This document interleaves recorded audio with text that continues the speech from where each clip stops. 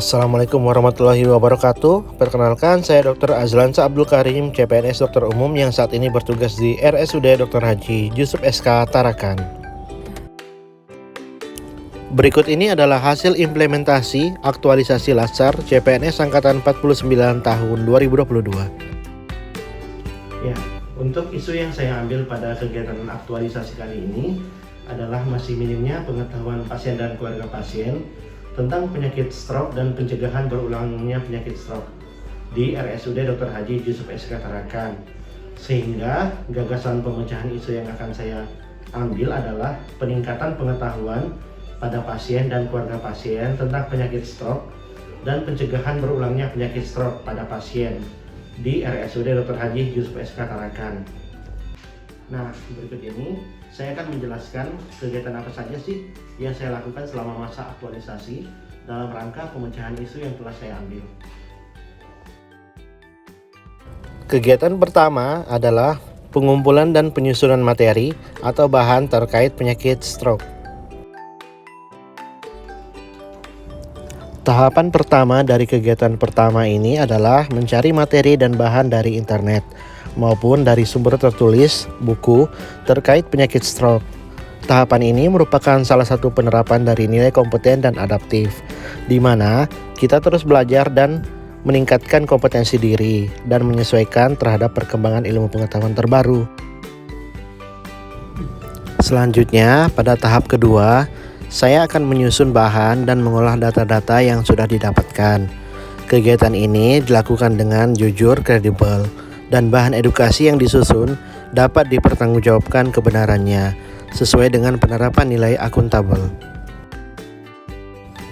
Kemudian setelah selesai disusun, langkah selanjutnya adalah melakukan konsultasi dengan coach, mentor, dan dokter spesialis saraf terkait kesesuaian isi dari materi yang nantinya akan dijadikan bahan edukasi. Hal ini juga sekaligus merupakan penerapan dari nilai berakhlak, yaitu kolaboratif.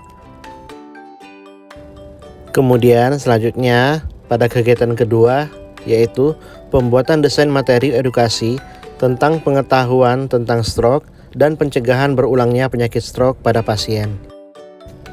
Tahapan pertama yaitu merancang desain media edukasi yang akan digunakan berupa leaflet, flip chart, dan video edukasi, di mana rancangan desain media edukasi ini dibuat berdasarkan materi yang telah disusun pada kegiatan sebelumnya.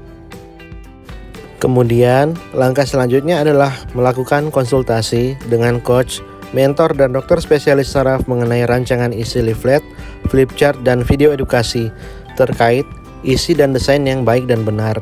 Hal ini dilakukan agar nantinya didapatkan media edukasi yang menarik dan mudah dipahami dan dapat bermanfaat khususnya bagi pasien dan keluarga serta bagi masyarakat luas sesuai dengan nilai berorientasi pelayanan.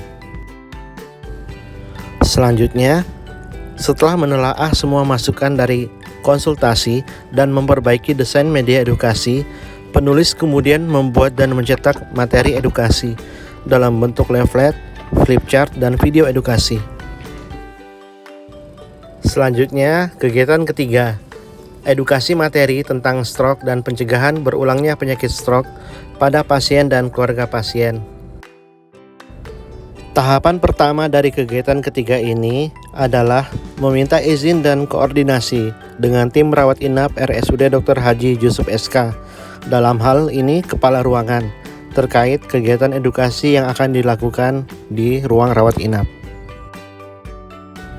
Lalu selanjutnya, setelah mendapatkan izin dari kepala ruangan, penulis akan kembali melakukan konsultasi dengan coach, mentor, dan dokter spesialis saraf mengenai kegiatan edukasi yang akan dilakukan agar nantinya kegiatan edukasi dapat berlangsung dengan baik dan teratur. Kemudian, pada tahapan selanjutnya, sebelum penulis memulai edukasi, terlebih dahulu penulis akan memperkenalkan diri dan meminta izin kepada pasien dan keluarga pasien untuk dilakukan edukasi. Tentunya kita menggunakan bahasa yang baik dan menghargai pendapat sesuai dengan penerapan nilai harmonis. Apabila pasien dan keluarga setuju untuk dilakukan edukasi, maka pasien dan keluarga pasien harus mengisi daftar hadir dan tanda tangan sebagai bukti persetujuan. Dan pada tahapan selanjutnya, barulah kita akan melakukan edukasi langsung kepada pasien dan keluarga pasien dengan menggunakan berbagai media edukasi yang telah dipersiapkan sebelumnya, yaitu dengan menggunakan leaflet, flip chart, dan video edukasi. Kegiatan edukasi kita lakukan dengan sebaik-baiknya sebagai perwujudan bentuk loyal atas tanggung jawab yang telah diberikan. Dan kegiatan keempat sekaligus kegiatan terakhir adalah monitoring evaluasi dari materi edukasi yang sudah diberikan. Tahapan kegiatan pertama pada kegiatan terakhir ini adalah menyiapkan bahan evaluasi berupa pretest dan posttest yang terdiri dari 5 soal berupa pernyataan terkait stroke, dan keluarga pasien menentukan apakah pernyataan tersebut benar atau salah. Selanjutnya, bahan evaluasi ini akan dikonsultasikan dengan coach, mentor, dan dokter spesialis saraf mengenai rancangan daftar pernyataan pretest posttest.